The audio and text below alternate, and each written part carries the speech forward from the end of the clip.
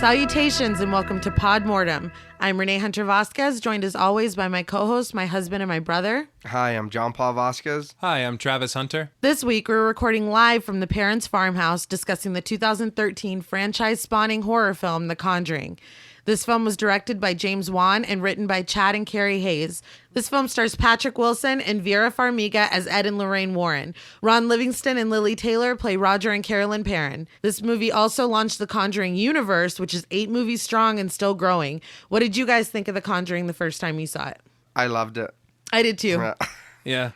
No, I thought it was real good. It was different, but kind of the same. Yeah. Like a new take almost. Or like, I don't know how to explain it. You could feel that it was like a new era, I think, when it came out. I think that's 100% right. Whenever I watched it, I remember thinking like, not that we were in a slump as far as horror went, but it felt kind of almost like the resurgence of good horror. Right, yeah, right. I totally agree. Like you could tell this is gonna, if this works, it's gonna go somewhere. Well, Yeah. the Ed and Lorraine Warren are such fertile ground Dude, that it's like, yeah. oh, what if they made a movie about So this many or about cases. that? Yeah.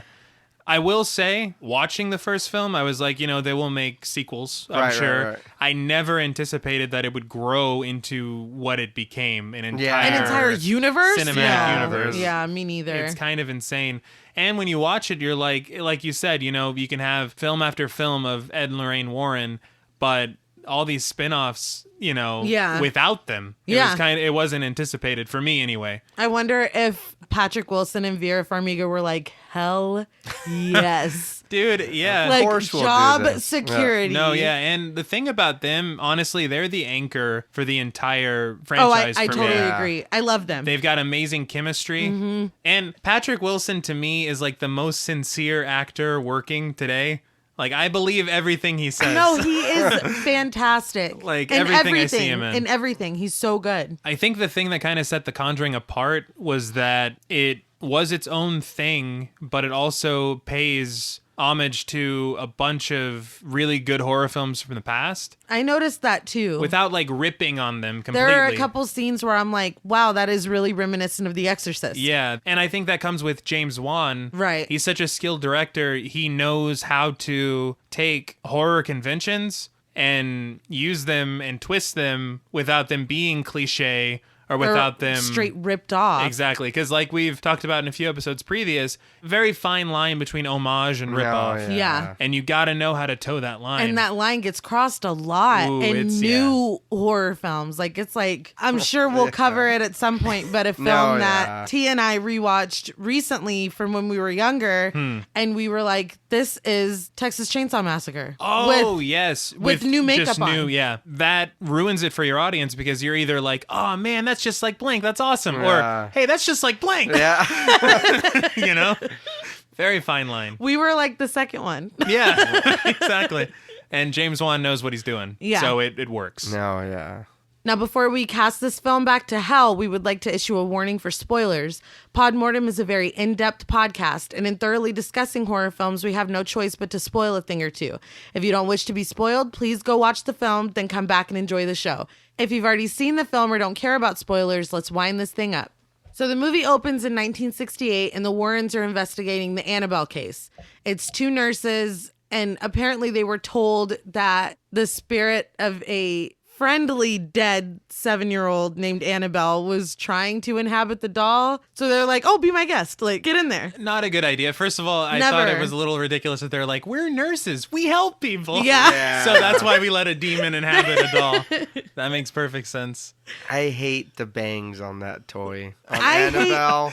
I hate the toy. Yeah, I don't like how she looks at all. I think it bothers me because she looks scary. Yeah, I like would never, who would want that doll? The thing is that in real life, the real Annabelle doll, I'm sure as you both know, it's like a Raggedy Ann doll. Yeah. And so when they made the movie and they make this doll that's like, oh, there's clearly a demon living in that. No, yeah. Nobody's gonna pick that doll up and take it home, keep it. I do think it would have been a little scarier if it probably would have looked silly at first. But there could have been a way to make just that plain Raggedy Ann doll. I was going to say if they kept the Raggedy Ann doll. Yeah. I was thinking about how not scary Chucky was in Child's Play at the start. At the just beginning, looked like a little kid's doll, and then through the film, it just deteriorates. Because what's scary about something that looks scary acting scary? Like, no, you're like, you're supposed to be disarmed. Should have known it. But no, so that's always bothered me. And they never, even in the spin-offs, it still looks creepy when the doll is fresh. Yeah. So it's Who made this? Who is this for? It's just ridiculous. Yeah, the doll always looks like that. Yeah. I don't get that's it. The way it was made. Yeah, it was always terrifying. Yeah. So I guess they're like, yeah, no, go ahead, get in there, and they start getting all these notes that say "miss me?" on them. No. And Annabelle starts. Yeah, no. Annabelle starts moving on her own, and we know the notes are from Annabelle because when they come home one night, the crayons are still in her little plastic hand, which I thought was funny. But... Well, you're giving yourself away. You're not really. Yeah, but she's written "miss me, miss me, miss me, miss me" all over the walls in this crayon. Well, you can miss me with that shit. Yeah, exactly. And so one of the nurses is like, "Fuck this," and throws her in the dumpster. She's the only one thinking straight. Yeah, I would have at least thrown it in the dumpster. I'm coming home from work. I guess I'm tired. I'll throw it. My mind, you burn that shit. Or you fucking get rid of it. Period. 100%. So of course later that night, there's banging on the apartment door. Annabelle's back. I guess they call the Warrens and they're like, help us. So the Warrens are basically like, you got. Like, there's no Annabelle. This thing was not a friendly spirit. It was never human. It's demonic and its intention is to possess you. And they got egg on their face. Does it have to work its way up, like climbing the company ladder? Doll. All right, I'll start with the doll. Maybe a pet, a child. Then you might be ready for the nurses. Every demon knows. It's the hierarchy. Yeah. So this scene ends, and I guess we're watching this interview on a film reel while the Warrens are speaking at a university. Which I will say, there was no camera present. Nope. And this was because Ed's like, well, we had the house blessed and we had the occupants blessed. Like, that would have been more interesting to watch than the nurse is like, and it said it was a 7-year-old. Like that. Yeah. But and also, were the flashbacks part of the Warrens film? Yeah. Oh my God, I didn't even think of that. Like, they went and filmed reenactments. The students are like, damn, this is really well made. Thorough. But one of the kids is like, where is she now? And they're like, oh, she's in a safe place. I had a question about that because the guy goes in the audience. He's like, what are you guys? What do people call you? Why are you here? Did you read the brochure? Like, what? Why did you come here if you didn't know? Shit. And also, they missed an opportunity to give themselves a badass nickname. They're like, oh, we're Ed and Lorraine Warren. And it's like, aw. Ah, man. Could have been like, oh, we're the Ghost Fighters. Or, We're the Demon Squad. The demon's worst nightmare. Cut a wrestling promo. Get some t-shirts made. Exactly. It would have been so cool if my university had events like this, though. Man. I would have gone to every one. I would, too. That would be badass. So then we get this scroll of words kind of basically stating Ed and Lorraine's history and that they're demonologists and whatnot. And then we get the 5 words that make any horror movie 10 times scarier based on a true story. Now, I will say those 5 words have the opposite effect for me. It bothers me because it's like, oh, so you made it up. Because based on a true story is, look, if the story is me there was a man. Exactly. I was just about to say I go to the store and the story is just me flying and fucking, no, that didn't happen. But if I end up at the store, it's based on a true story. I mean, I get what you're saying, but there's always like a little kernel of truth, like in the movie The Strangers. Right. That didn't necessarily happen, but it's loosely based, on a scary thing that happened. But these are stories that the Warrens did claim to happen. Right. Now, okay.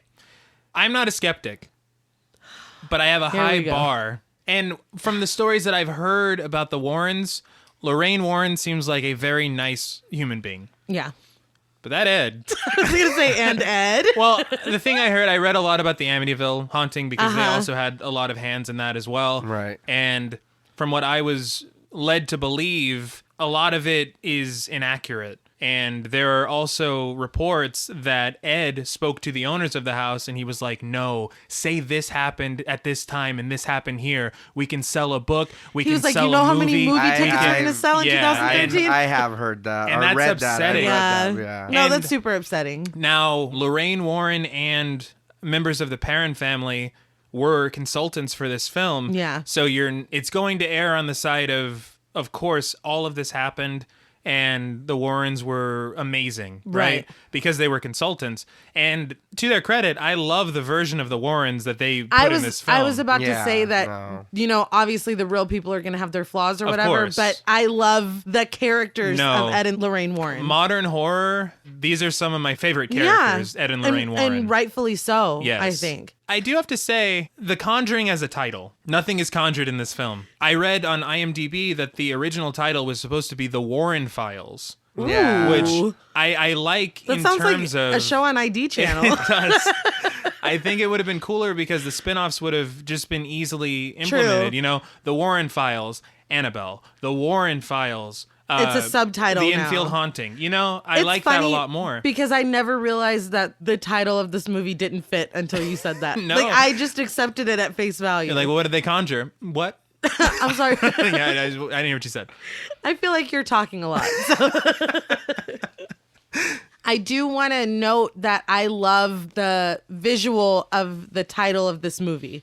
Like the font and the design and the color. I think it looks really cool. I mean, now that I'm sitting here thinking about it, I don't know if that would have worked for me. The Warren Files? Yeah, Really? I don't know. It almost sounds like a Scooby-Doo I think game I type. think that might be why they didn't. It sounds better for a TV show. No, Yeah, it definitely I'll give them sounds like a that. I'll TV give you show. that. Right. But it makes more sense than The Conjuring. It No, does. it does, but I don't know. It just sounds a little cooler. The Conjuring. It sounds No, more it intense. definitely sounds cool. Have you seen the Warren Files? It's like what is that? Sounds like a what is that? documentary. You mean have I read the Warren Files? Yeah. I do like the music at the opening as well. Yes. Yeah. Actually, the music throughout, this is some really good horror music. The same composer that did Insidious as well. Oh, man. Joseph Bishara. Right. Yeah. Talk about music. That music's frightening. Good Lord. No, yeah, that's really good.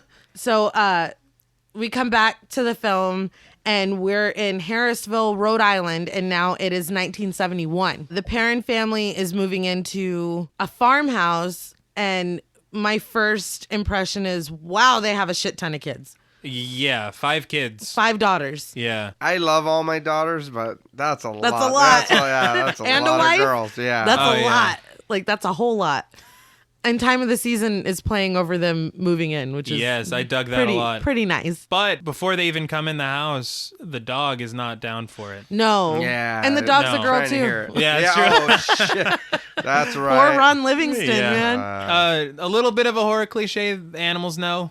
There Yeah. are several horror cliches in this movie. Right. To me. I don't know if it's a send-up, like if it's like, Again, a tribute. Yeah. He's such a skilled director, you know. And speaking of skill, in that scene you're talking about with Time of the Season playing, Yeah. I love that sweeping shot. I have through that the in my house. notes. Yeah.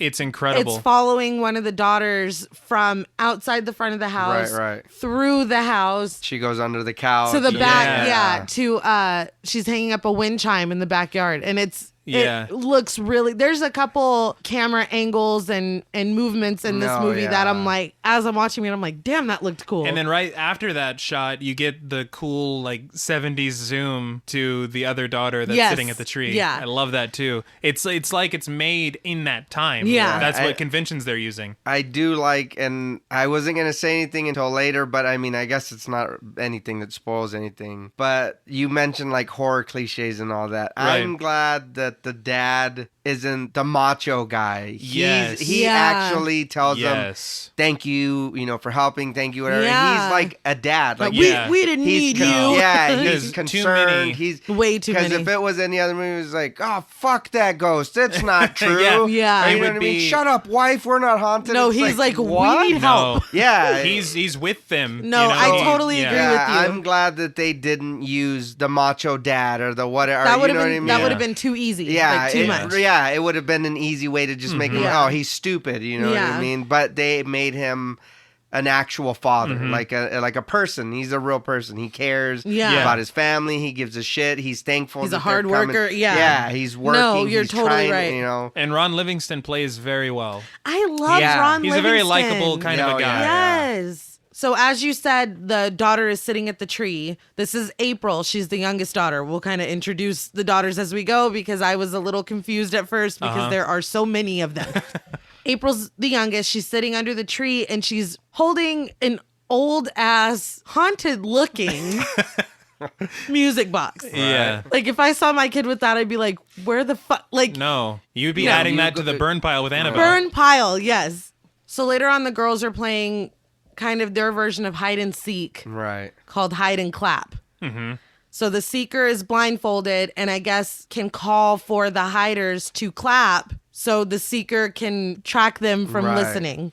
I honestly think it's a cool idea because it's a game I've never heard of. Yeah. It kind of makes it its own thing in the movie, and there's a payoff for it, which is don't set something up if there's not going to be a payoff. There's no point. So, Christine, as they're playing, this is the daughter's played by Joey King. I like Joey King a lot. She is the seeker, and she finds her sister Nancy, who's played by Haley McFarland, in kind of this closet thing.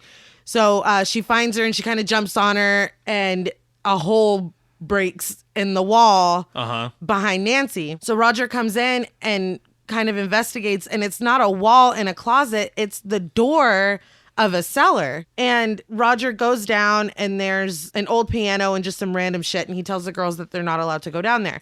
To me, there's no good reason. I literally wrote no good reason in all caps. Mine is in caps as well. There's no good reason for the cellar to be boarded up. No. And Carolyn, as they're walking away, she goes, I wonder why it was boarded up. Yeah. There's nothing that could have happened down there to be like, man, we had a lot of fun in that cellar. Let's board it up. Never it makes again. No sense. And there's still shit down there. It's just creepy. Tons of stuff. Just really creepy. The set designer went insane with the cobwebs. Yes. And that match stayed lit for a long time. It did. It really did. And, I'm glad you mentioned that because they set that up earlier because they get a very, very specific shot of Roger leaving the matches on the steps to the cellar. Yeah. Right. I caught that this time. I never caught that before, but it's very important later. And it's very smart of them to do. Yes, I agree. But I think we're just going to go ahead and call this boarded up cellar red flag number 1. Yes. Right. It's very fair. That night, the parents are going to bed and they're talking about how Sadie the dog has kind of been bothered all day. And they're looking down at the window and this dog is fucking pissed. He's barking directly at the window. He's like, get out! Yeah. Get the hell out! He's trying to warn them. They're like, nah. No, it's just a dog. She'll be fine. Yeah. The next morning they wake up and Carolyn has this like huge ugly bruise on her shin. Mm-hmm. But I mean, like, I would feel like, you're moving. I get random bruises all the time. I guess that's not necessarily. It's not a red flag. Because I feel like at the beginnings of these movies, I'm like, I would have moved out then. I would have moved out then. I would have moved. Like, that one, not it's innocuous. Plus, like you said, they were moving. It's innocuous. Yeah. So she has this bruise on her shin. She's going through the house, and all the girls are complaining about it being so cold. And the oldest, Andrea, says that her room smells like something died, but then it went away. Yeah. She's just farting at night. Yeah. She's just farting in her sleep. We all do it. We all go to bed bloated, wake up with a 6-pack. It happens. All right. Andrea's like, man, this stinks. Andrea's actually the daughter that I believe wrote the book about this case. That's interesting. I didn't know that. So Carolyn goes downstairs and she notices that the grandfather clock has stopped at 3:07. Mm-hmm. Roger's down in the cellar and he's trying to get stuff cleaned up. And Carolyn goes down there and talks to him for a minute. But she comes back up to the kitchen and the clock in there has also stopped at 3:07. I watched this video from the Paranormal Scholar today. And she had said that in the real case, clocks would stop at 5:15. If that's true, I wonder why they changed it to 3:07 for the movie. I guess 3 o'clock is the witching hour, but so the it makes it more creepy. Well, I guess. Would the 7 be mocking God? God, maybe. Like the Holy Trinity at the 3 and then the 7 as the holy number? Maybe. That's creepy. That's creepy. It sounds creepier than 5 whatever. Yeah, 5:15. You're like, you sure your alarm just didn't go off? Right. It's time to get up for work. Yeah. The clock didn't It's stop. just trying to make you late for work. Exactly. Yeah, that's not scary. That's just inconvenient. Yeah. But I'm counting the clock stopping as more red flags. Oh, right. 100%. Because I would have been very disturbed and by that. And at the same time, it's not like they're all, yes, you know. I would have been really disturbed by that. So red flag number 2. So April goes outside and Sadie's just dead. Oh, the dog? Yeah. Yeah. Which I'm going to count as another red flag. But they never say, like, it never comes up again how the dog died. No. They never talk about it. And they don't even really close in on it. You just kind of see the dog from kind of a far shot, and they come up to her and Roger goes down to tend to her. But no, we don't know what happened. We just know that Sadie was freaking out last night, and this morning she's dead. Why the dog, though? I don't know. Because the demon was like, that dog's trying to warn me. Right, you're going to fuck shit up, dog. You're done. I feel bad. The dog's like, no, they can't even speak dog. It's fine. Right, they don't understand me. Don't do it. Right, too late. Yeah. Poor dog. So now we're in the Warrens' home in Monroe, Connecticut. Ed is bringing a reporter into what I call his goodie room. What's it really called? I believe at this point in time it's called the Occult Museum. Okay. It's an amazing room that I would love to visit. Oh, that would be really cool. That'd be so cool. You can't visit it, though. I believe we read earlier that they only have virtual tours, which would be cool enough, but I'd love to go. It would be cool, but it wouldn't be as cool. And the thing is how can you trust tourists to go in there and not fuck with everything? No, that's true. That's probably why. One of the major things in the film that Ed is saying to the reporter is don't touch anything. Don't touch anything. People would be taking things. They would, for sure. No, somebody would try to pocket something. Yeah, people suck. Or fuck with it or be like, I touched Annabelle or whatever. Yeah. If they make it home. Right. Yeah. So like T said, he tells him not to touch anything. They have a priest come by once a month to bless the whole room. I had something about that. At the start of the movie, they said that Ed Warren is the only like non-Catholic priest or whatever to be considered as an exorcist or whatever. Right. He can do that. He can rid a body of possession, but he can't bless his own. I gotta get another priest to bless this room. I can't. That's above my pay grade. Inside the Warrens' room of future spinoffs. Yes. Why did that dude like get a boner when he showed him Annabelle? He was real excited. He was like asked if they have Annabelle, and Ed's like, "Do I?" Yeah. I got your Annabelle right there, buddy. They both seemed real excited about it. I guess that must have been a famous case or something. Yeah, because they said that there were other write-ups as well that weren't as kind. Yeah. So they were hoping this one would be. Right. But then we get to see Annabelle in her case, which is pretty cool. Yeah. And Ed said something interesting here because I feel like a really easy question to ask is why would you keep this shit? Yeah. Right. Instead of destroying it. And he basically says that it would only be destroying the vessel and that it's almost like keeping a genie inside of a bottle, which I was like, okay, that's interesting. He's got a lot of like homespun little Dr. wisdom. Phil-isms yes, in this movie. He says basically this room is like keeping guns off of the street. Right, like it keeps people safe. So the reporter, asks how Lorraine's doing because he's like, well, Father Gordon said, and Ed's like, listen, like that happened during an exorcism, kind of shuts it down. Right. They leave it vague because you don't really know what happened. No. Something bad happened. But this is kind of the first plant that, there was an issue. Yes. Like this isn't smooth sailing. Oh, we're the demon hunters. Like something happened. The t-shirts. Yes.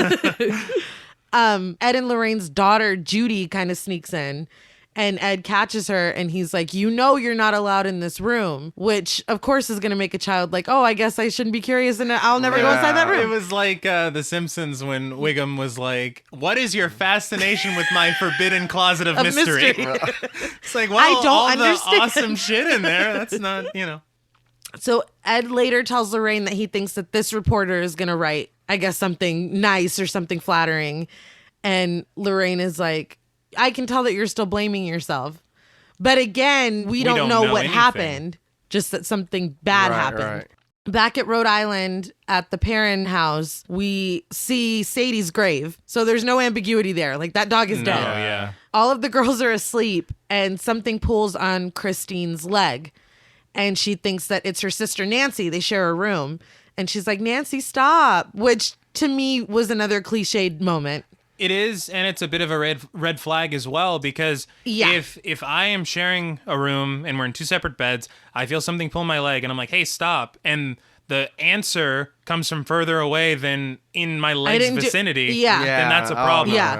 But she's like, leave me alone and stop farting because it stinks. And again, Nancy's like, I'm trying to sleep.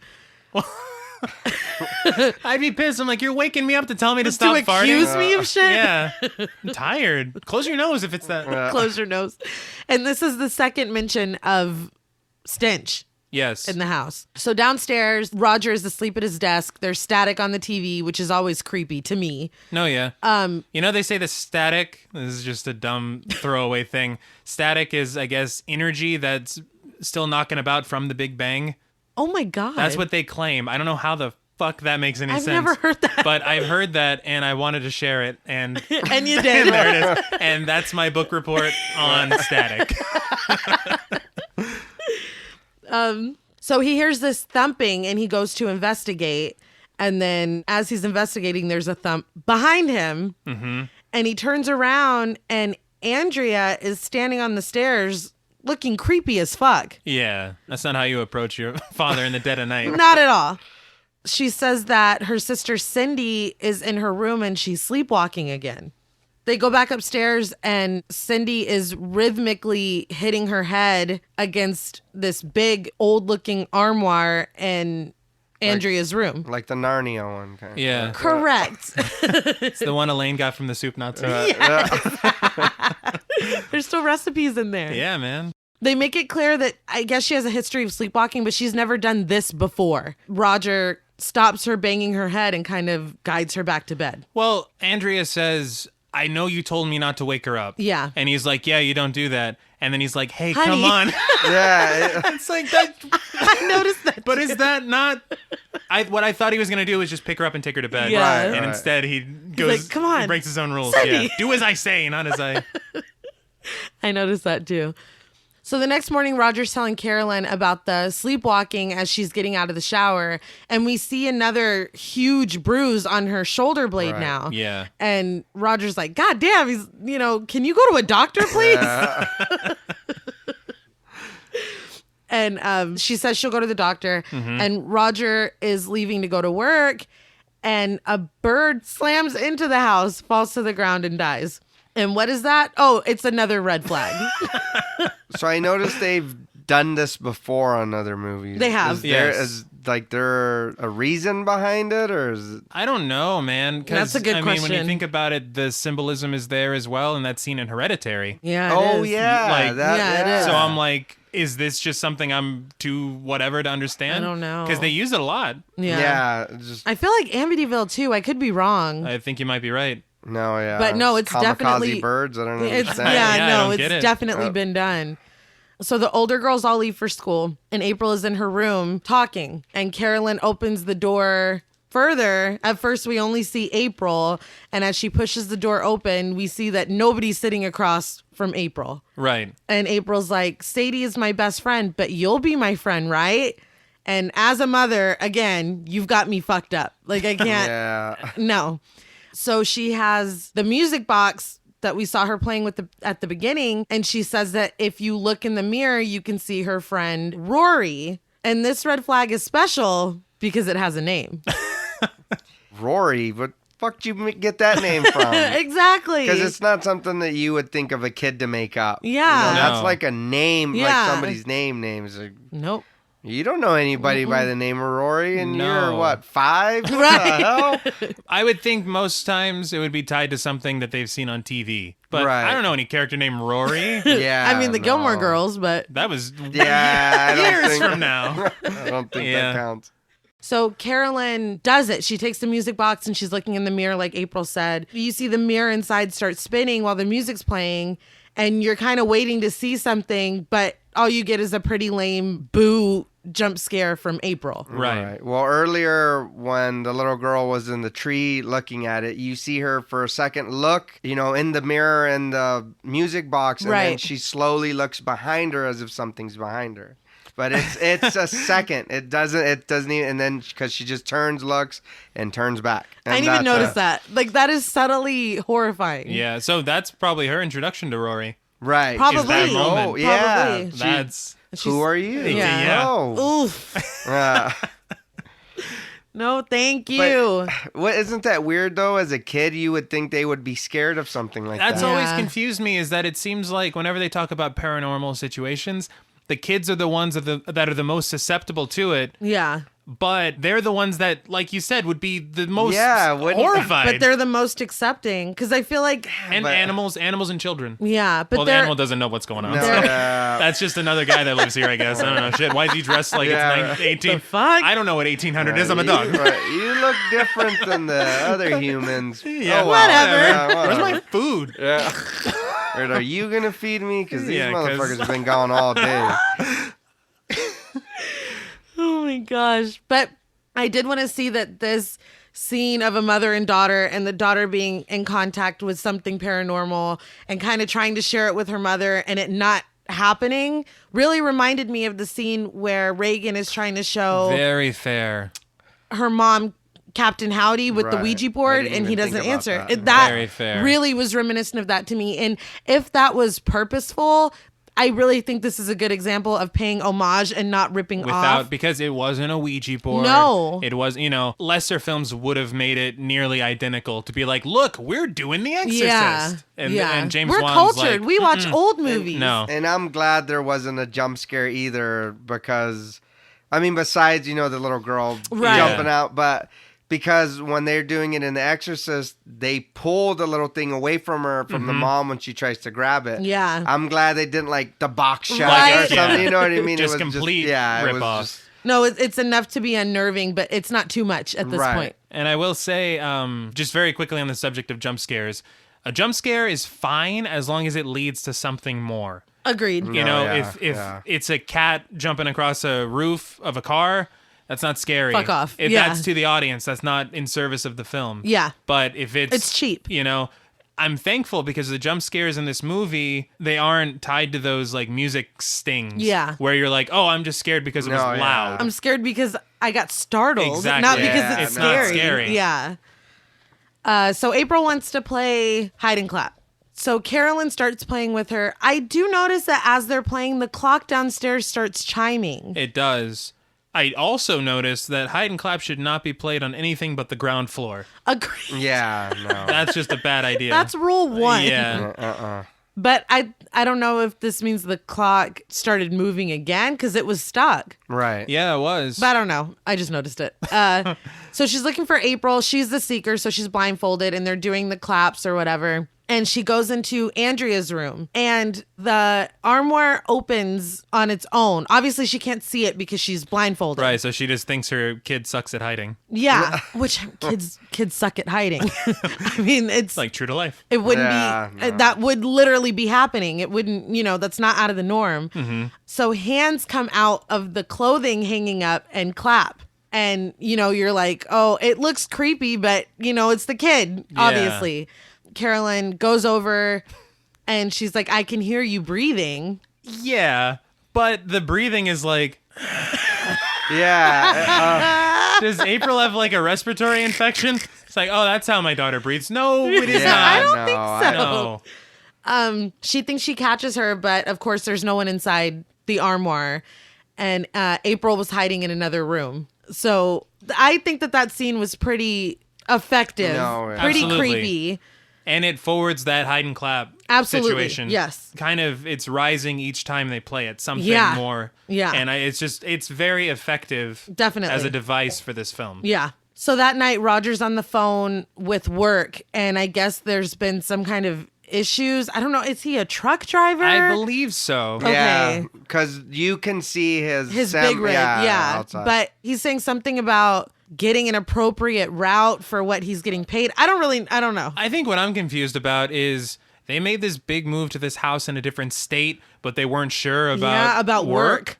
I don't know. From what I'm taking it as he's getting paid to haul stuff, and I'm guessing they're only wanting to pay him half of the rate what he normally charges. Yeah, because he did make a comment about not getting enough. I'm guessing maybe when they moved, it was like, look, we'll get you a whole new route.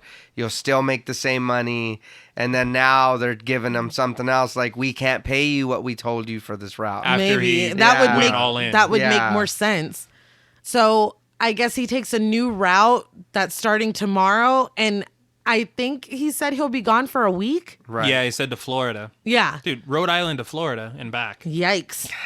Yeah. That didn't even click. Yeah. So Christine is asleep and her leg is pulled again. And she's like, damn it, Nancy, like, stop. Put your feet under the covers. That doesn't happen. Yeah. That's the kryptonite. Right? So it happens again, and she's almost completely yanked off the bed. Mm-hmm. And she fully wakes up, and she sees that it's not Nancy doing it. So she looks under her bed. Brave ass kid, because I'm not doing that. Yeah. I would sit up and just start screaming until someone came in to help me. As an adult. No, I probably would have just been like, this isn't real. I'm not. Go back to sleep. Yeah. I would have immediately tried to wake up my sister. Yeah. I'd be like, I'm not dealing with this alone. Absolutely not. I'm sorry to bring you into my nightmare, but get up. But good morning. Yeah.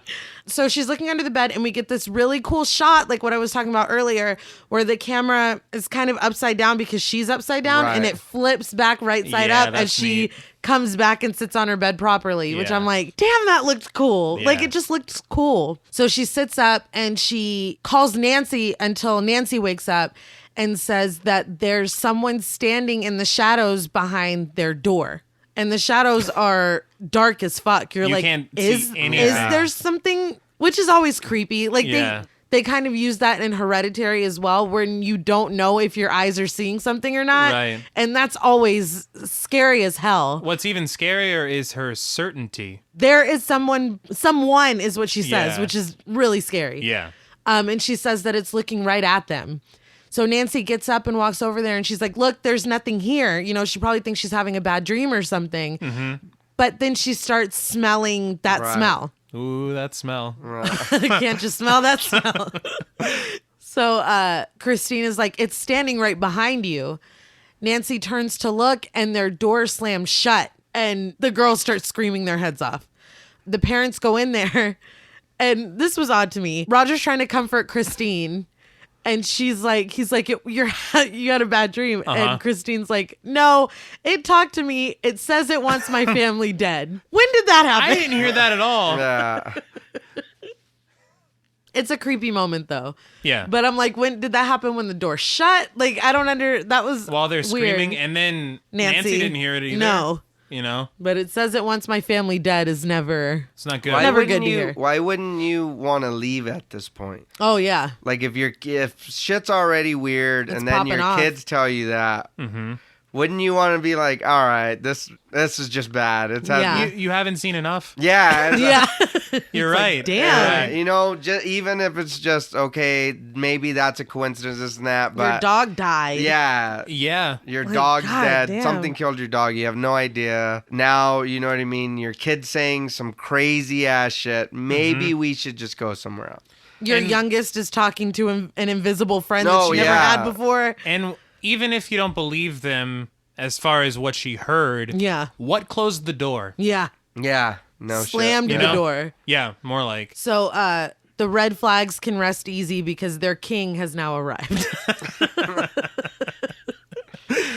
Back in Connecticut, Ed is leaving, and Lorraine's like, where are you going? And he's like, oh, I'm just going to the store to pick up a few things. And she's like, you're fucking lying. You've never been able to lie to me. Yeah. And he's like, okay, Father Gordon wanted to talk about a case. And again, we get more language about how, I know you're worried it's going to happen again, but I'm going with you. Again, we don't really know what happened. Not at all. She says that on their wedding night, he told her, God brought us together for a reason. This is the reason. We don't do this apart. We do it together. So she's like, I'm going. It turns out the mission was very benign. Yeah, I was a little confused about this personally because when you look at, like I said at the top about the Amityville horror and the rumors of what Ed set into You're motion. putting this all on Ed. Because that's what I read. What Ed set into motion, it's kind of interesting to paint them as attempting to debunk things before they get involved. Yeah. It seems like a lot of reports say they exaggerated. Just jumped in. Exactly. Yeah. And there were even cases I read that they showed up to try and be a part of and were turned away. They're like, guys, please. Yeah. They're like moths. Exactly. Yeah. Get out of the here. light was on. Raccoons in the trash. The light was on. But yeah, they're in a random attic with the couple, and they're like, "Oh, this isn't haunted. This happens a lot." Yeah, it's pipes. It's your pipes. And again, as I said previous, I love this version of Ed and Lorraine. Absolutely. Yeah. They're doing their homework. Exactly. Yeah. So back in Rhode Island, Carolyn has another gigantic bruise on her arm, and she's taking iron deficiency pills for it. So apparently she's been to the doctor, and this is what the doctor is saying is wrong. She's doing laundry. I'm guessing this is when Roger is on this work expedition for the week Florida. because he's gone. She's doing laundry and she hears the claps like the kids do when they're playing their hide and clap game. So she's like, it's bedtime, lay down. Another relatable parent moment in this. And she goes to check on them, and they're asleep. Like, they're not playing. And when she's looking in on them, all the pictures that they have hanging by the stairs fall and completely shatter. And we hear a kid laughing. Now, I don't have any proof of this, but the sound of those pictures shattering might be the loudest sound ever put to film. I mean, how are those kids? But how are those kids sleeping through this? That's a good point. That's what I was think about confused that. One about. of them would have woke up. Yeah. It was Nobody loud does. as hell. So Carolyn goes downstairs and she's hearing more claps. And of course, it's leading her to the cellar. She thinks that someone is down there. I think we've already established that I am a pussy. But but hey, you know what, though? I cannot imagine. No, dude. And again, she turns on the lights in the rooms. I'm so glad that was done because in any other horror movie, true, though. let's walk around in the dark. Very true. That's Ghost? totally Who's true. There? Yeah. It's like she's turning on these lights because she's scared. It's fucking and scary. it still makes the scene scary. And It can does. you imagine the adrenaline that would be pumping through you from just the being startled of all that glass and all the pictures falling? Especially if you're alone Yes. and your spouse is gone Yes. and it's just you and the kids in the house. You want to make it even scarier for God. you? When you consider what's being used to get her attention, it has to be something or someone that has knowledge of their family game. Oh my! Oh yeah, because it's using the hide and clap thing to get her attention. Yeah. Oh man! Which if I'm her, I'm even more scared. Yeah, That's infinitely scary. The kids, get up. Right, we are leaving. We're waiting in the. Right, it's almost a week, right? Where's your dad? Right, we can We'll wait all outside. sleep in the car somewhere. Yeah, exactly. Your dad will find us. So she thinks that there's a person down there, and she tells the intruder that she's going to lock him in, and the door to the cellar slams in her face. She falls against the back wall and completely tumbles down the stairs. When she tumbles down the stairs, she hits her head on a support beam, right? And gets back up. Yeah. She's invincible. It's all that adrenaline, I'm telling you. I'd be out like a light. They'd find me the next morning. So a ball bounces out kind of into the middle of the cellar. Bounces out like it's being played with. Like it's oh man. No. She takes the fuck off. She runs back up the stairs. The light bulb explodes. Carolyn is banging on the door and screaming for help. And we hear a kid laugh again. And then, like you said earlier, the matches come into play. Yes. She stops screaming when the kid laughs and she starts lighting matches, trying to look down the stairs. What the fuck is going on? But it's like they keep getting blown out. Yeah. No, they burn out super quick. Yeah. It's super quick. And something whispers, "Hey, you want to play hide and clap?" And then you're expecting something to come at her maybe, but the hands clap right next to her head. It's probably the best moment in the film, I would argue. It's scary as fuck. It's definitely in the top 3. Interestingly, I watched this with subtitles just because. I did too. I always do. On the subtitles, it said, "Hey, want to play hide and clap?" It attributed that to Rory. I think that any child's voice that we hear is supposed to be Rory. Right. Yeah, but like, Well, I she's mean, that scared, would- dude. What are you doing? That Yeah, would trying to make be sense, playful over though. here. If he's playing with the daughter, then he That's knows. true. Yeah. He's playing with the little girl. That he has. She's explaining the games they play That's or really they scary. whatever. Yeah, so you're right. The ghost does have knowledge of them because the little girl's been The telling ghost him. knows Yeah. firsthand. Yeah. Hide and clap, huh? Sounds like fun. Yeah, right. Is this See. what you guys do? Let old Rory have a. Yeah, So we get this outside shot of the door shaking of the cellar. Upstairs, Andrea wakes up. So the following pictures, the glass breaking, her mother falling down the stairs, screaming and banging on the door. She sleeps through that. Yeah. But Cindy is banging her head on the armoire again, and God damn it, she can't stand it. At like 3 decibel. Yes, this wakes her up. She goes and she's like, just sleep in my bed. She tries to take her the same way that Roger did. She puts her in her bed, and the thumping continues. Andrea goes to the armoire. She looks inside, and there's nothing there. Cindy sits up in bed and gasps and looks up. Mm-hmm. So Andrea looks up, and there's a whole ass person on top of the armoire that pounces on Andrea. It's like a woman in a gown. Yes. I thought it was the sister from Pet Sematary. All right. Zelda, get out of here. Wrong movie. Right, what are you doing? Yeah. Bitch, get back Oh my over God, there. Zelda's It's Maine, so not scary. Rhode Island. Yeah, you took a wrong turn. Yeah. She's like, God damn it. That is good. So Roger comes home now to a house just full of chaos and screaming. Dude, poor Roger. A week on the road and this is what you come home Good to. Lord. Jeez. So Carolyn gets out of the cellar, and Andrea's upstairs just wrestling with nothing. Yeah. And Roger's like, can somebody tell me what's going on? I'd be like, I can never go anywhere again. No. Yeah. This is Like- what happens when I leave? Yeah. So in the next scene, it says that they're at the Massachusetts Western University in Wakefield, and the Warrens are presenting again at the university. Mm-hmm. And they're showing footage from an exorcism that they were involved in. And they say that the man in the exorcism, Maurice, would later go on to kill himself. They stress that exorcisms are dangerous for everyone involved, not just the person being exorcised. You looked like that was a weird way to say it. It because felt like of a weird exercise. way to... Yeah, it felt They're weird. being worked out. It is a workout. They then outline the 3 steps of demonic possession, which are infestation, which is a feeling that something's there, something's not right, which we've seen the family go through. Oppression, where the demon will feed off the psychologically weakest person. And then, of course, possession, when they basically move in. They get all in. Yeah. Well, Carolyn is there at the university listening to them speak. And fun fact for this, the real Warren wife, Lorraine, right? Yeah.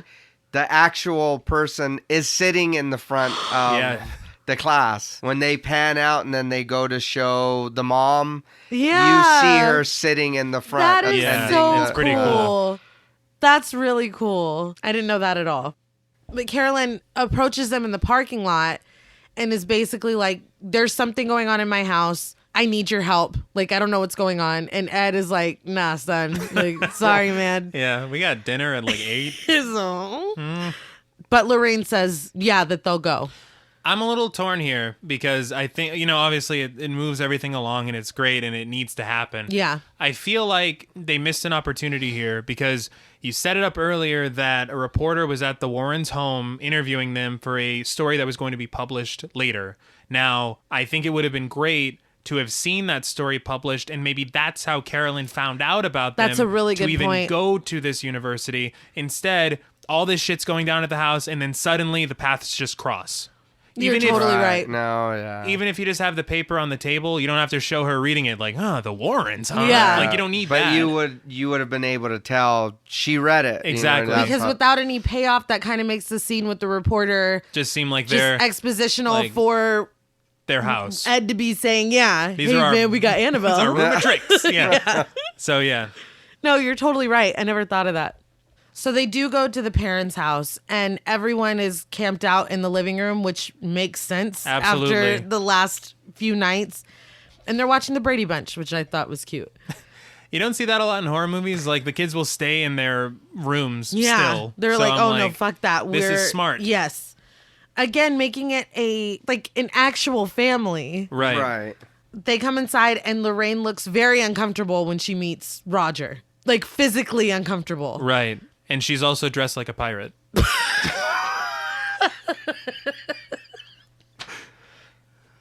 Correct.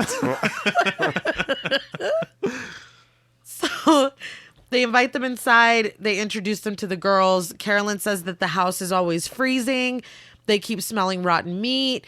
Ed says that this is a sign of demonic activity. The door thumps at night. Ed's like, oh, that's mocking the Holy Trinity. Yeah. They're like, we have diarrhea. And Ed's like, that's part of demonic. No, just kidding. I was like, I don't remember that. Everything that they say, Ed's like, oh, no, that's part of it. Yeah. Like, that's the thing. They talk about... I was like, did I space on that?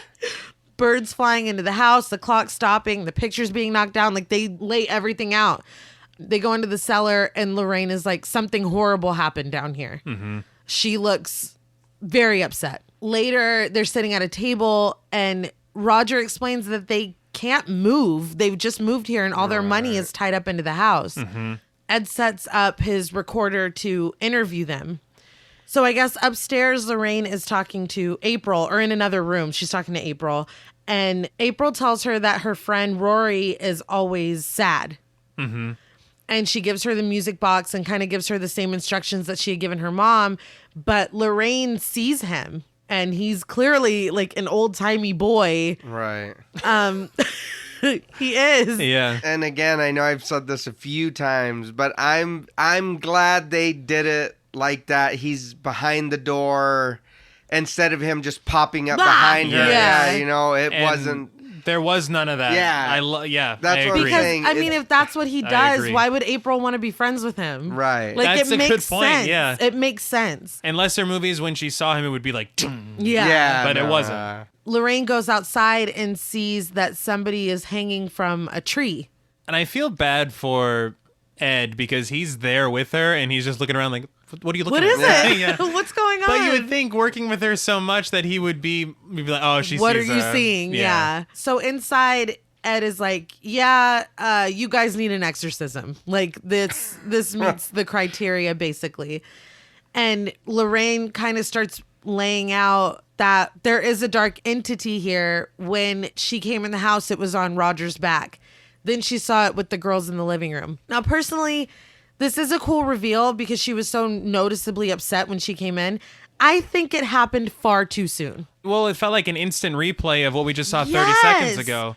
So literally minutes ago. I will agree with that. I mean, maybe later she could be like, I didn't want to say anything, but when I first saw you, I mean, we had that moment of, oh my God, what's wrong with her? And then, oh, that's what was wrong with her. Like, you know what it is maybe she doesn't talk about it for a while because in the next scene we do see Ed and Lorraine together. Why didn't we save it for that? Where he's like, what was wrong? Yeah. And why did you look at him like that or something? And then we see that. Yeah. That would have been better. For me, it was just too soon because like you said, we literally just saw that happen 2 minutes ago. And then we even saw the feet of the hanged person. Yes. And then later we see the whole hanged person. It's like, we knew that already. Okay. Yeah. I'm going to be the odd one out here. Okay. I'm glad that they did do it that way. That quickly, though? Well, because here's my thing. Because they do that a lot, too, though. I should have said something, but there's something that's been following them. Are they? And, that's true. But see, they were kind of screwed either way. Yeah. Okay, then maybe don't show the replay. Just say I saw it. Well, no, I see what you're saying, and I understand. It's nitpicky, and I'll admit that it's nitpicky. But again, like I said, other horror movies, they use it all the time. You know what I mean? Well, why didn't you say anything earlier? Well, I didn't feel it was my place or it wasn't time. And it just happened so much. I feel like at least this way. She said something. Yeah, she said something right away. It wasn't a hidden, hey, Ed, can I talk to you over here real quick? There is a fucking demon here. You know what I mean? We've got to go. We'll send the church. You know what I mean? We don't need to be a part of this. She's at least coming and being straightforward. I seen it when I got here. And you're right. Maybe we didn't need to see the same thing we seen 2 minutes ago. Yeah. But, I mean, at least it wasn't, I got bit by the zombie. Who did what? You know what I mean? Pull your sleeve down. Yeah. And honestly, I guess when you think about it, it's kind of a James Wan thing. The reveal replay. He uses it a lot in his films. It's like a signature. I'm not mad about the replay. I just wish we would have seen it later. The timing was off for me. I think that's fair. So they're like, basically, it doesn't matter if you guys move or not. And more of Ed's little homespun demonology wisdom. Yeah. Being haunted is like stepping in gum. Leaving's not going to do any good. It's on you. Like, basically, you're screwed until you get rid of it. They say that basically they need evidence for the church to approve an exorcism. And Lorraine thinks this is pertinent because she says there's a presence here that is incredibly hateful, and she's worried, basically. Yeah, right. So back at the Warren house, Judy's grandma that is basically raising her, I guess. Lorraine's mom has got them both lockets.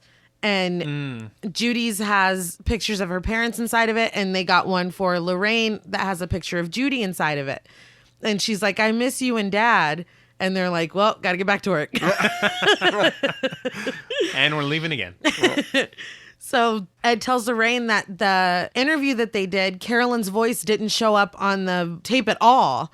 He plays it back and it's him talking back to her, but she's not. Yeah, there's nothing there. Yeah, which That's eerie. is creepy. But Lorraine got a lot of homework done. Well, in the time, this is the beginning of his interview with Carolyn. So he listened to maybe 5 seconds of tape, and he's like, oh, shit, check this out. And she's like, well, I've gone to the library. I've interviewed 15 people, previous owners of the house. It's like... I have the floor plan of the house. Exactly, yeah. I actually have the deed to the house. I don't know how they just gave it to me. No, she got a lot. She got a lot done. She finds out that the house was built in 1863 by Judson Sherman. He married a woman named Bathsheba. Beautiful name for a beautiful girl. It's quite the fitting name. Oh, yeah. Who she goes out of her way to mention was related to a woman who was accused of witchcraft during the Salem witch trials. Now, in reality, there's no proof that Bathsheba Sherman, because it was a real person, was related to Mary Etsy at all. It's a weird thing to throw in there. It's a little offensive saying that because now you're like almost saying Mary Etsy actually was a witch, so they got her and it was the right thing to do. Yikes. Look at this crazy bitch. That's her cousin. Yeah, so obviously, I mean, you got to weigh that. So the Shermans had a baby, and Bathsheba sacrificed it in front of a fireplace when the baby was 7 days old. She then climbs a tree, professes her love to Satan, curses anyone who takes her land, and then hangs herself. Okay, another dose of reality into that. Bathsheba, there was an incident with a child who did pass away, and she was put on trial for it, but then she was acquitted. I've also read from the Paranormal Scholar, or I watched the Paranormal Scholar on YouTube. There is also, according to her, no proof that trial ever took place. Also, if they're saying that Bathsheba, after this thing happened with the 7-year-old child, killed herself by hanging, also untrue, because the real Bathsheba lived until the ripe age of her late 70s and died of natural causes. And I don't think she was having babies in her late 70s. And I don't think she's professing her love to Satan and at a climbing trees. Yeah. I mean, that whole scene is pretty on the nose for what we're... Like, it's very specific, it's a lot. too. It's about everything you need. Yes. Oh, so she was a witch. Okay. They also say that she died at 3:07 a.m., which there's a question answered. There you go. And I think, doesn't Ed say, well, that answers a lot? Yeah. Probably. Later, a woman and her son, Rory, lived there. Rory was lost in the woods, and then his mother killed herself in the cellar. And then a maid there killed herself. Sorry about reality again. I apologize. But there were also a lot of deaths that happened in the town around that time. And for whatever reason, because of the folklore, the folk tales about the house, they've been attributed to the house when it was really the entire town. That makes sense. But well, it's based on a true story. Based on a true story. I went to the store. There was a man. Yes. So the tape player turns itself on and starts playing, but instead of Carolyn's voice, we hear all this static and moan, like sounds. And the Warrens' clock stops at 3:07. So it's like, is it here? I guess it... They stepped in gum? Yeah. Yeah, right? Oh, interestingly, Bathsheba in the film is played by the composer, Joseph Bashara. Oh my God. Yeah. And just like Insidious, he composed the music for that, and he played the red-faced demon. Yeah. So he's just pulling double duty, playing demons. He's like, yeah, I'll make the music, but you know what I want. All right, you're a demon. I want to be the big baddie. That's funny. That is. Back in Rhode Island, the Warrens come back to the house. I guess they have to go back to get their proof to warrant the exorcism. So they have their assistant, I guess, Drew. Oh, what, when they're setting up all the... Yeah. And a police officer named Brad. Brad apparently is a skeptic, and Drew takes every opportunity that he can to talk shit to him. He does. They make a fool of the skeptics in this movie. I feel like that might have been in Lorraine's contract. She's like, I'll be a consultant, but you better make him look like a hear this. douche. Yes. There's a song playing as they're setting up. It's a really cool song. Yes, it is. I even have that in my notes. It's called "In the Room Where You Sleep" by Dead Man's Bones. And the interesting thing about that is it sounds like it's a song of the time period. Yeah, it does. But it was actually released in 2009, and one half of Dead Man's Bones is Ryan Gosling. What the hell? You could have said almost any other name, and it would have been less shocking. Is that interesting? The fuck? Good song. It fits, and the lyrics fit the It's the really film, great. Perfectly. It's like shockingly good. Like I took notice of it when it was playing. But that song is playing while they're kind of montaging everything being set up. Outside, Ed notices that Roger has a broken down Chevy, and they start talking. He explains the cameras that they have set up. If there's a drop in temperature, the camera will be triggered to take a photo. Then he tells Roger about the witch hanging herself. Right. Like he's like, look, this is what's going on. So inside, Lorraine is telling Carolyn, and she kind of explains it as the child was never a child to her. It was just the greatest way that she could insult God was to kill this child. So they're picking the pictures up, and Lorraine touches Carolyn's hand and the picture, so I don't really know what sets her off, but... yeah, it's a good question. Yeah, she's getting glimpses of them the day that they took this photo at the beach. And Lorraine kind of says that day was kind of a new beginning for the family. She'll never forget it. They were all so happy. It was such a perfect day. And that will be important later. Later on that night, Drew is showing Andrea the UV light. And I don't know if there's like... I think they're supposed to be flirting. A flirtation situation. I don't know how old Drew is, but... I don't know either. Andrea's still in school? Yeah, apparently. She's at least, 17? I don't know. I know she's the oldest. From what I read, I think one of the kids was actually born in like the 40s. And so she would have been like my age when all this stuff went down, but they portrayed her as a child. Right. So that might have been her. Oh, okay. You know what I mean? And right. maybe she is of age, and they Drew, I don't know. So Drew's not a pervert. No, he's not. Okay. But when they're testing the UV light, she puts her hand on the table and he waves it over, and it's the entire hand. I'm like, her hand is filthy, dude. Maybe you don't want. Maybe that's why you don't pursue this. Yeah. Andrea's he nasty. was like, that's why she was smelling that funk in the room. She doesn't wash. That was you. Go wash your hands. Yeah. He shows it to her and he's like, pretty far out, huh? And she goes, yeah, groovy. Too much. I know it's the 70s, but nobody has talked like this for the entire movie. Don't do two in one interaction. Pop, pop. Yeah. So 1-2 punch. Yeah.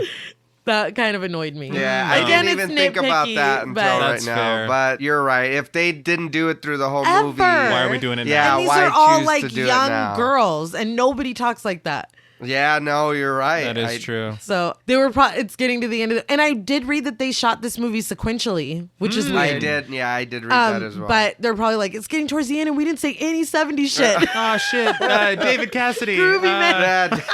David Cassidy.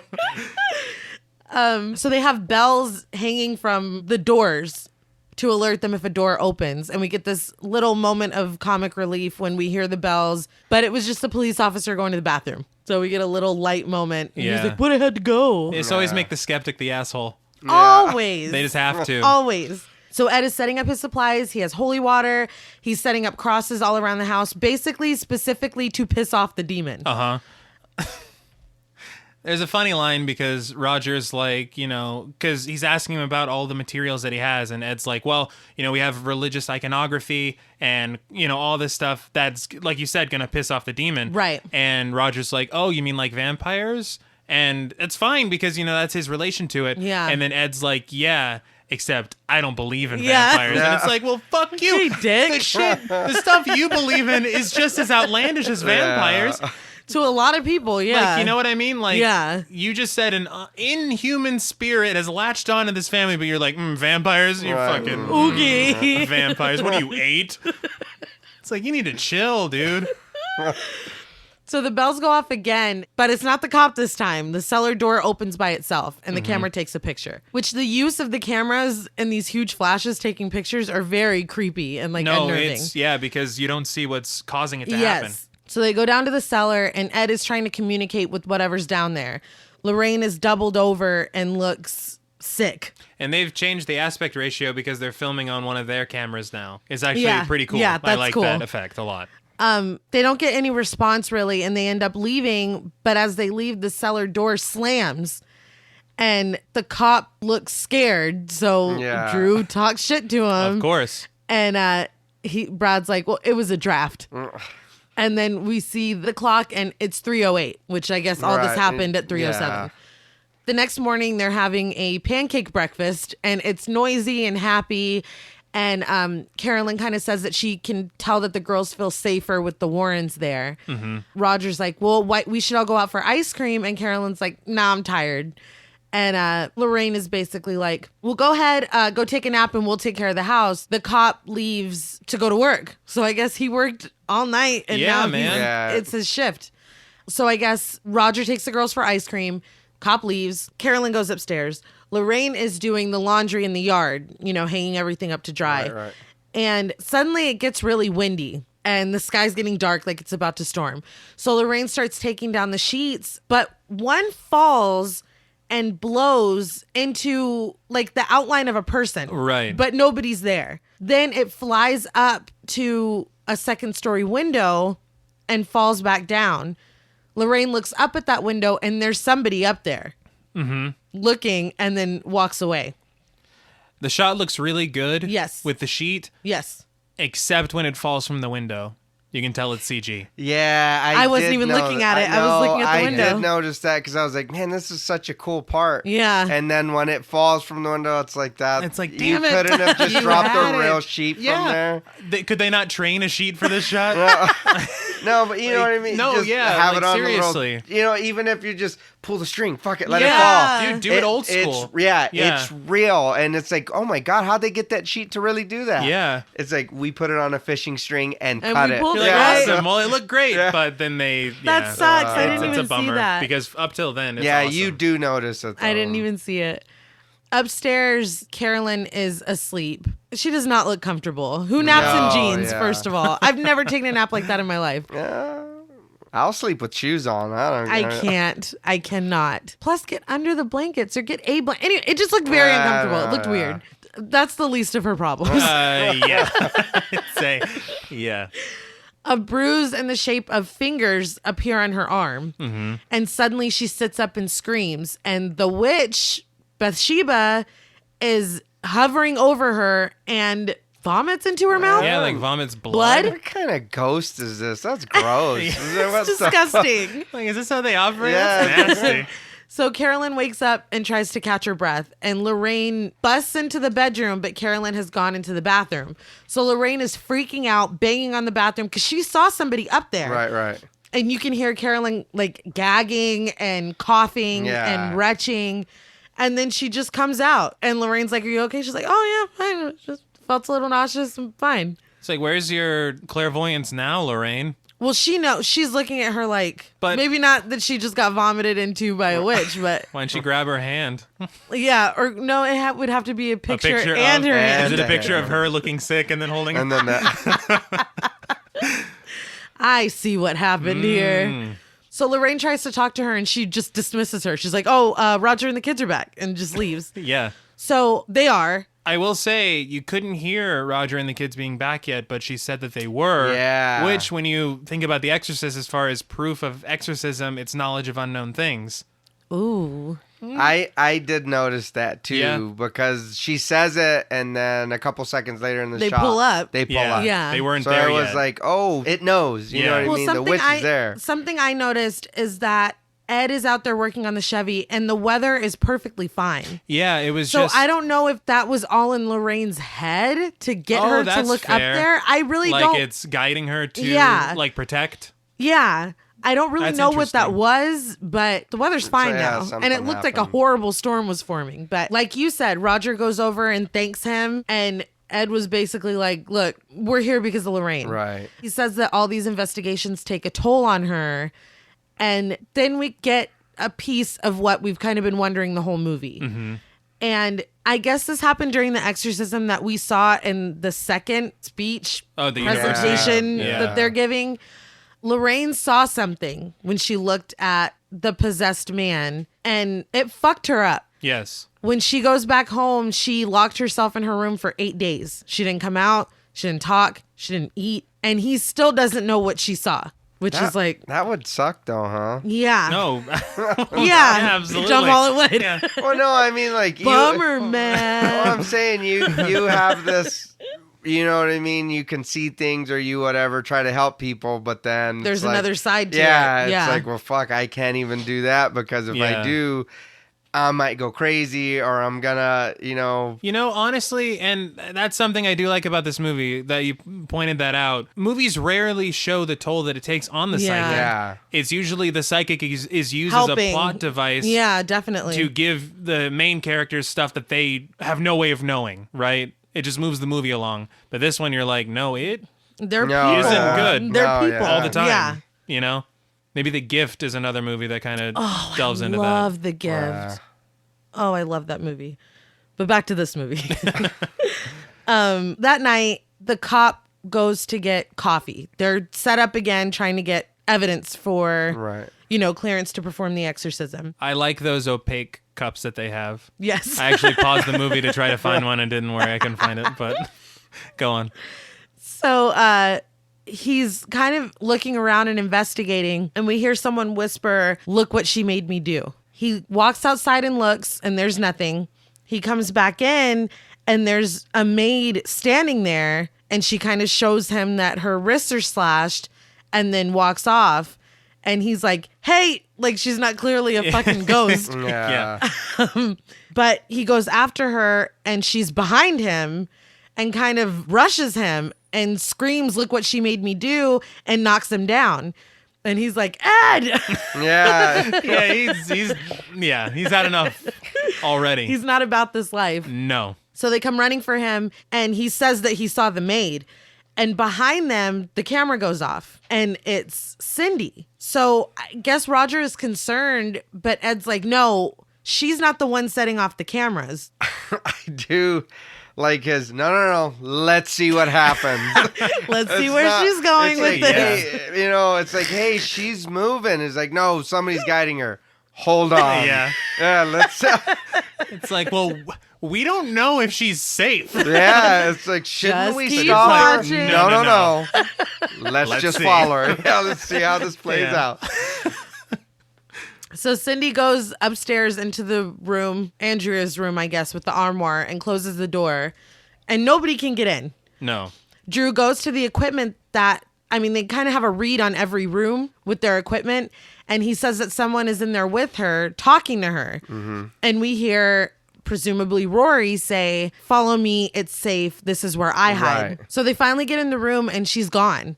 Ed uses the UV light to follow her footsteps across the room to the armoire and kind of opens up a false panel in the back, and she's in there, like in the wall, I guess. Mm-hmm.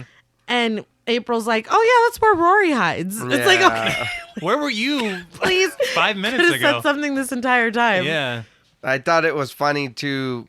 Earlier when he tells the guy to go get the UV light, instead of dude going up to him, he's like, "Here, go ahead." Yeah, he's like, wait a minute, he's just skeptic. Yeah, you know more than him, but here you go. True. Yeah, you turn it on with this. Yeah, and, it also good luck, buddy. He's like, it also made me laugh because he sounded like a child when he went in there and goes, "I need the UV light." Yeah. Like, I don't know what any of these words mean.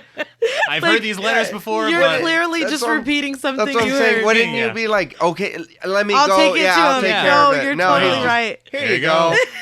Go in the buddy. haunted room. Godspeed. I don't go want to with go God. first. Yeah. That's hilarious. So, of course, Lorraine goes inside the wall, and there are toys set up, but there's a spot on the shelf missing, and in the dust, it's the exact same shape as the music box. Right. So Lorraine puts it back, and then she pulls a rope until she gets to the end of it, and it's a noose. Suddenly, she falls through the floor, and I guess is falling in the wall from the second floor to the first floor down into the cellar. She fucking Santa Clauses through the entire house. It looks like she goes down pretty far And for for it a just long being, for just being a For a two-story really long house. And it's not hurt. She's fine. Yeah, no. It's like Carolyn from earlier whacking her head on the thing. Is everybody invincible in this movie? Right. My oldest brother fell through the ceiling one time in a one-story house. Uh-huh. And that was fast. I don't know how that lady was in there for a "Whoa." while. Yeah. She's Like- Tom Petty free falling for a while. Yeah, it was a wild ride. So she's down in the cellar and she hears a woman crying. And I guess the music box fell too because she wasn't holding it. But She had it put it didn't back break. on the shelf. And Yeah, it doesn't that break. too. I but didn't even think about it didn't that. break. That's true. It's totally fine. The mirror on it's not even cracked. No. So she hears a woman crying and she picks up the music box and uses it. And in the reflection of the mirror, she sees a woman cradling a child saying, "She made me do it." And she's crying. So we get a shot. It's one of my favorite shots in the whole movie where we see Lorraine looking through the mirror at the woman behind her holding the child. And then the woman slowly turns her head to look at Lorraine. And the makeup that's run down from her crying makes it look like she has these huge black holes for eyes. No, that's great. And it's just how slowly she turns and she's completely out of focus. So it just looks like two holes in her face. Like it is a very it doesn't. creepy No, it's shot. great. And then we get a jump scare. Lorraine looks back. Of course, there's nothing there. Then she looks back at the mirror, lowers the mirror, and then the woman's there. "She made me do it." And, There's a jump lot scare. of overlap in tone and execution of scares, very similar to the Insidious series in this film. Not saying that, because James Wan is not a one-trick pony. No. But what I am saying is that you can tell that he found his style. Yeah. And it works. Yeah. Well, for him. It works. Yeah. So we see Bathsheba hanging, and Lorraine is like, "I'm done." So she takes off. She makes it out of the cellar, but when the witch pulls her back and yanks her locket off. Right. So Lorraine makes it out, but A lot the locket like doesn't. how Father Karras lost his St. Christopher medallion in The Exorcist. Holy shit. I did not catch that Oh, one. that's right. You're totally right. I just caught it just now when you were saying You're it. totally right. So Lorraine makes it out and she deduces that the witch possesses the mother to kill the child and that this is where Carolyn's bruises are coming from. It's feeding off of her. So all of a sudden, the crosses all start falling that Ed has set up all over the house. And Nancy is lifted up by her hair. Uh-huh. She's thrown and dragged across the room until Lorraine cuts her hair, the part that's being held. Which I guess is a solution. I mean, I don't know what I would have thought to do, but I feel bad for that kid. Yeah, that sucks. It's like, great, I guess I got bangs now. I didn't fucking... So Ed's like, "We get all that?" Like, Yeah, it's a little Ed Warren. but this is their proof. That's more than enough proof to take to Father Gordon. So the next morning they're about to leave and Lorraine goes to, I guess, a dock that's on the property and has a vision of Judy floating in the water, their daughter. So she freaks out, she calls home and Judy is fine. So she takes this as a warning. The Perrin family leaves the house and goes to a hotel. But in the shot that we see of them all getting out of the car to go to the hotel, Carolyn stays in the car and is just kind of sitting there. Yeah. I don't want to leave. I'm saying, yeah. She's like a petulant child. Yes. My problem with that is Lorraine just told you It doesn't matter. it doesn't matter where you go. Yeah. And it's attached to Carolyn. Yeah. So let's take Carolyn somewhere with us. So would you be like, broke- "No, wife, you stay here"? Well, I'd be like, look, I don't know what I would do. As Carolyn, I mean, unless I guess she's too far gone at this point, but I would be like, "Get the kids away from me." Exactly. Like the Wolf Man. Like, go, Yeah, get but- away. Get away. I'm changing. I can say from a husband father perspective, I wouldn't want to leave you alone. Even if my concern is not also the kids, but it's you as well. Yeah, you're still my wife. You're still. What if these people are like, she's probably possessed by something that wants to kill your kids?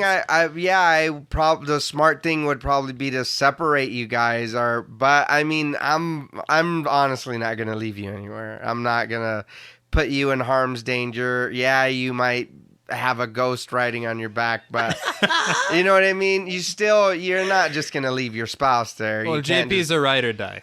No, clearly. I would leave you. No, I'm just kidding. I'm just kidding. And the children too. Yeah, I would ask if I were Carolyn, but then again, she's under the influence. No, I would ask to be left. See, that's like you said. Yeah. But what do I know, man? I haven't been possessed yet. Yet. Ed and Lorraine show Father Gordon their proof, and at first he's like, well, I mean, they aren't even Catholic, and their kids aren't baptized. A little messed up. God damn. That's true. That's crazy. From what I read, that's what happened. Yeah. That's crazy. Like, I believe it. It's rough. But this is very brief. The Warrens are like, dude. Come on. And finally, he's like, all right, I'll push it through. Well, it's the quickest. They're the best negotiators ever. We're not going to do it. Come on. Father. All right. In fact, we'll speed up the process. So back at the Warrens' house, it is storming outside and Judy's asleep. The locket that she has that matches Lorraine's is swinging in a circle. And we see at the parents' house in the cellar where Lorraine's locket is, it's doing the same thing. Yeah. So I don't know if this is supposed to... I'm going to be honest, a lot of questions about this scene in particular. But I don't know if this is supposed to symbolize some kind of connection that's happening because of the lockets. I don't know. I suppose. Maybe the locket's a conduit. Sure. Yeah, I know. Yeah. So something pulls her leg and it wakes her up, kind of like with Christine back at the parent house. She goes looking for her parents and they're not there because her parents are never there. Yeah. So, the door to the goodie room is open and we see that Annabelle is missing. She's not in her little glass case. Right. Which, how and why? I'm with you on that because I was like, is there some kind of collab going on here? The witch is like, look. I'm going to tag you in. Yeah, I know you're stuck. I will come and let you out, but we got a tag team on the family. I don't like these guys either. Yeah, right. Right. They locked you up, girl. Yeah. I got beef too. Yeah. It doesn't make a hell of a lot of sense. I'm just going to say flat out, this doesn't work for me. Not at all. The Annabelle stuff seems tacked on, unnecessary. It seems disconnected from the rest of the film. That's my issue. It honestly, for me, and I hate to say it, it feels like they're setting up for more. That's Annabelle. Yes. To me, it almost feels like they didn't know that they were going to do the Annabelle movie yet, so they're trying to get as much fucking screen time with Annabelle as they can. That's what it feels. I agree with you. It feels to me incredibly disjointed. Like it doesn't fit. It doesn't go with the lore that we've been told Not so far. No, Ed, dude, you're so right because it said straight up, look, if you leave Annabelle locked in this glass box, nothing can happen. But then Judy wakes up and Annabelle's just out the box. And that room is so secure. And the room is busted open. It's blessed every month. This is the safest thing to do. This is keeping guns off the street. But all of a sudden, all of that for this one scene is thrown out the window. Well, if she's using the locket, the witch, I'm saying, to kind of, I guess, as a portal or whatever, to kind of, I mean, but wouldn't... But it's a blessed room. I know, but if she's... I mean, it was confusing to me. I'm not trying to, like, make up for it. But, I mean, because... I just was trying to make sense of it because I was confused as well. I mean, I think if you are just sitting there and looking at the movie, you're like, oh shit, more. Oh my God, Annabelle too? No, and the first time I watched it, that was my mindset. Yeah. But if you really think about it, it makes no sense. So I think what confused me more was like, if she's just a witch, but Annabelle's a demon, wouldn't Annabelle be able to control the witch? But she's a demon now. Bathsheba is a demon now. But who's the stronger demon? Is there like a rap battle, or they're gonna fight it out? Yeah. Right. Can I just use your body? Because if I let you out, you might fuck me out. It's like, just let me out. Let's work together. Let me out. Yeah, come on, Beth. Let me out. Yeah, right. Yeah. We cool like that. We're both demons. We're like, demons got to look out for each other. I'm gonna make them think that you're out, because if I let you out, you look a little. Right? Yeah. I heard about you up on the 8th floor. We're not doing that. Yeah. I just needed to bring that up because. But no, I was confused too. I didn't understand what was happening. I don't care for this part. I agree. All that being said, Judy's looking for her parents. Everything goes dark and we hear growling. Judy goes into a room and closes the door behind her. But behind her in the room, someone is in a rocking chair playing with Annabelle's hair. This is Bathsheba. Right. That's why I tried to make sense of it, because I was like, okay, so it's obviously Bathsheba holding Annabelle. Right. What do you guys have, what is it? What common goal are you working toward? What's happening here? It's just... And if you let her out, why didn't you let any of the other spirits out? Excellent question. That is a great question. Because even as powerful as Annabelle is, which we've seen at the beginning of the movie... That room is full of shit. Is full of stuff. Why wouldn't you be like, come everybody, come out? You know what I mean? And it's very convenient that the only thing we've been introduced to is the one that you let out.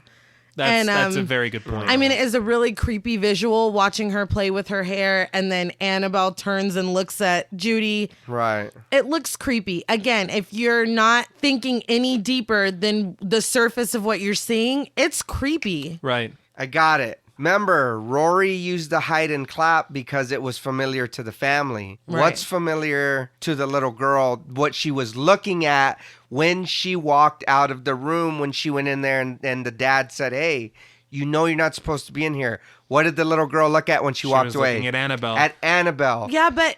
So what is the little girl afraid of? What was familiar to her? That's honestly, that's Annabelle. A good point. That's a good point.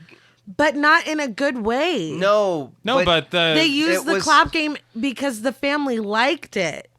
But the mom didn't like playing it with the kid.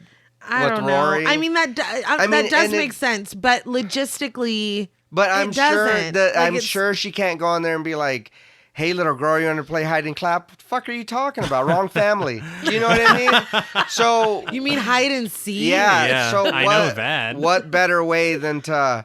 I know what you're afraid of. I know what you want. I know what you're interested in. This doll. What better way to scare you with something that you are familiar with? Or like you said, they said if it's long as she's locked up, she can't hurt nobody. Well, what are you going to be scared of? Her out of the case. But why is she trying to scare her? Because that's what the movie wants. Yeah. Okay. I mean, she tried to warn her, I guess, by showing her the daughter in the water earlier. Yeah, she did. Maybe it was like, hey, I'll reach out and touch you wherever you're at. And it's raining. It's raining whenever the Warrens get home, so that could be the daughter in the water. All right. I feel like you guys thought about this more than the producers did or the writer did. But well, I mean... Still doesn't answer how it got out. Well, no. But I get what you're saying. Right. But then later on when they get home and he goes and checks, the doll's not out. Yeah. So again, using a visual, something that she's familiar with. But, okay, hang on, because I have something to say about that, too. The doll turns and looks at Judy. Judy screams for her mom. They're still in the car coming up to the house, but Lorraine is like, something's wrong. Right. Finally, her fucking grandma wakes up, which, like, you can't watch my kid anymore. Like, what are you doing? Mom. Yeah. You gotta move out. So they come in. Ed breaks down the door. As the rocking chair turns around and starts advancing on Judy, he scoops her up and takes her out of the way as it hits the wall. Now, we do see that Annabelle is back in the case at this point. Or Ed goes and checks. She's back in the case. Hear me out. I would be willing to accept that this was some kind of glamour or some kind of visual, something purely used to scare Judy.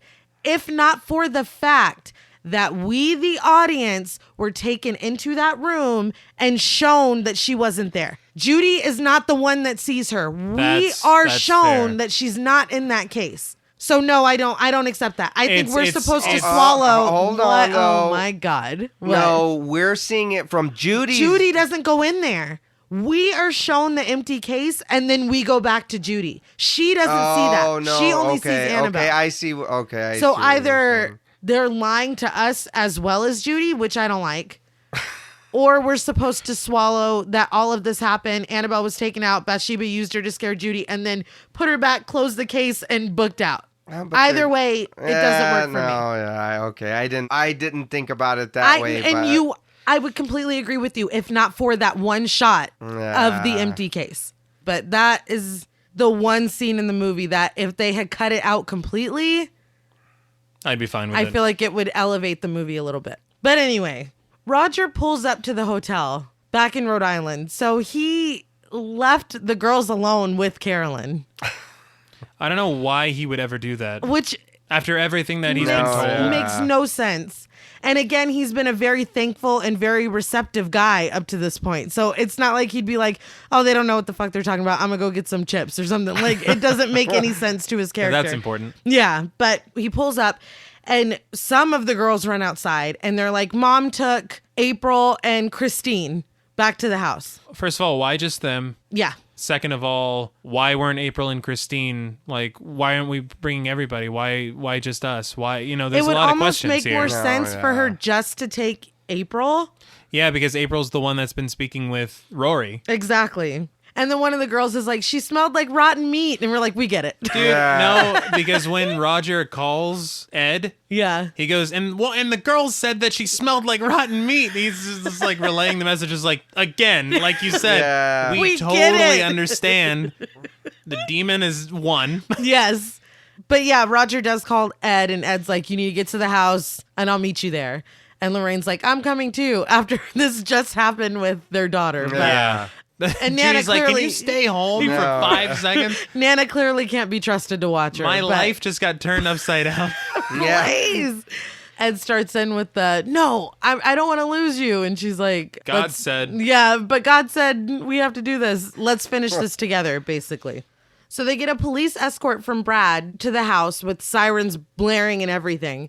And when they get there, he shoots the front door open. That was... Dude, the kids could be right on the other side. They haven't seen anything. Yeah, no, I wrote that down too. I was like, was that necessary? No. There's 2 or 3 of you guys out there. You had to... Fuck it. And there's got to be more than one entrance into the house. Try it. Yeah. Good Lord. But I guess it's good that they got in quick because Carolyn is in the cellar about to stab Christine. Oh, yeah. They stop her and try to carry her outside to take her to the priest. And she starts screaming and I guess bruises start forming all over her. Something. And Lorraine is like, oh, the witch won't let her leave. It's like, you didn't say that was a rule. She was just at the hotel. Oh, shit. You're right. Yeah. So and nobody else said anything. Nobody noticed her skin. No, they were still trying to take her out. You're holding her. You don't notice any of this. I was shit? so confused by that because when that's happening, and like you said, her skin is getting messed up. Lorraine says that, and Roger goes, "What do you mean? What do you mean? She's rotting right in front of you." I was like, you don't see your just me. All right. So Carolyn is thrown backwards back into the house and dragged into the cellar. They put Christine in the car by herself, and Drew goes to look for April. Downstairs in the cellar, Carolyn is choking Ed, and Brad goes to help him, and Carolyn takes a bite out of crime. Yeah. And then there's a shot that they really accentuate the blood squirting out of his neck. They're like, she bit him. Yeah. It happened. That happened. Yeah. So Lorraine throws a pillowcase over her head and pulls her off of Ed, which, that's all it took. Yeah. They handcuff her to a chair, and they're like, the priest is too far away. So Ed's like, I'll deliver this baby. Ed's gonna have to perform the exorcism. Can't bless a room, not even a full house. Can't bless a room. Yeah. But here you are. And Roger's like, well, wait a second. And Lorraine's like, no, he can do it. Yeah. So Ed's like, I got to do the exorcism, but you need to leave. So this is like the 4th time they've had the same fight in this movie where she's like, I'm not going anywhere. God brought us together for a reason. And he's like, damn it. All right. That line is my one weakness. Yeah. So Carolyn has a really violent reaction when Ed's throws holy water on her. She screams when it hits her, and then Ed drops the whole thing of holy water. Yeah, the only thing that seemed to work, aside from he's like, no, we just use another pillowcase. That worked That great. worked really good. Outside, birds start flying into the car that Christine is in. Then they start flying into the windows of the house and finally into the windows of the cellar. While all this is going on, Lorraine is trying to pep talk Carolyn to keep fighting. And Roger's like, Ed, like, you're killing her. Stop. And Lorraine's like, he can't. Yeah. All these new rules. Oh, once he starts, he can. He's like Pringles. Once you pop, you can't stop. So fucking check that tone, Roger. Continue, Ed. So jot that down. Yeah. Carolyn vomits blood onto the pillowcase. That shot is great. It's really great. That shot is great. And I do want to say exorcisms, when you think of an exorcism in a movie, okay, someone's tied to a bed freaking out, right? Yeah. No. Yeah. Somebody's tied to a chair and their face isn't even shown. Yeah. Interesting. Very. Well, the pillowcase rips at this point and we see the witch's face. Just the side. Yes. Just the eye. But when we look back, it's Carolyn's face again. So this entire time, Drew has been upstairs looking for April. He finally finds her under the floorboards in the kitchen and screams out, I found her. She's under the floorboards in the kitchen. And Carolyn's like, bet. Good looking out, Drew. Thanks a bunch. Oh, I should have said before this, her chair floats up. Oh, yeah, that's a big deal. That's a big deal because now she's free. Her chair floats up and Ed's like, put her down. Bet. Yeah, again, not the greatest use of words. She falls, the chair breaks, and she's just loose now.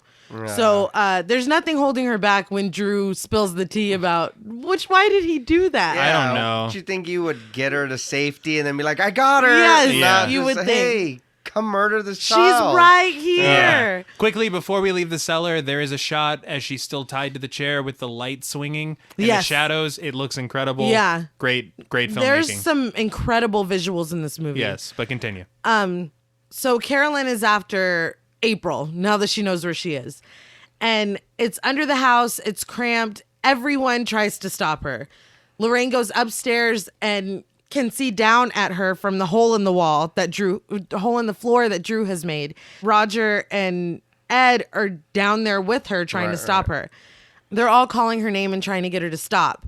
Nothing. But Ed calls her Bathsheba and she's like, yes. She looks at him. Her face is Bathsheba. Yes. Well, there's a really great shot there.